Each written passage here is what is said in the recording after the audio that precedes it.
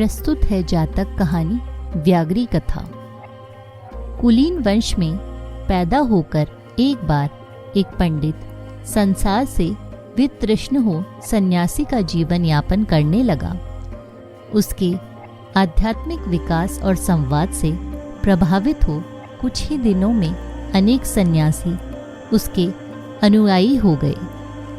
एक दिन अपने प्रिय शिष्य अजीत के साथ जब वह एक वन में घूम रहा था, तब उसकी दृष्टि वन के एक गड्ढे पर पड़ी, जहां भूख से तड़पती एक व्याघ्री अपने ही नन्हे नन्हे बच्चों को खाने का उपक्रम कर रही थी। गुरु की करुणा व्याघ्री और उसके बच्चों के लिए उमड़ पड़ी। उसने अजीत को पास की बस्ती से व्याघ्री और उसके बच्चों के लिए कुछ भोजन लाने के लिए भेज दिया। फिर जैसे ही अजीत उसकी दृष्टि से ओझल हुआ, वह तत्काल खाई में कूद पड़ा और स्वयं को व्याघ्री के समक्ष प्रस्तुत कर दिया।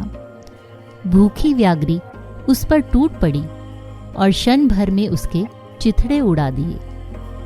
अजीत जब लौटकर उसी स्थान पर आया, उसने गुरु को वहां न पाया।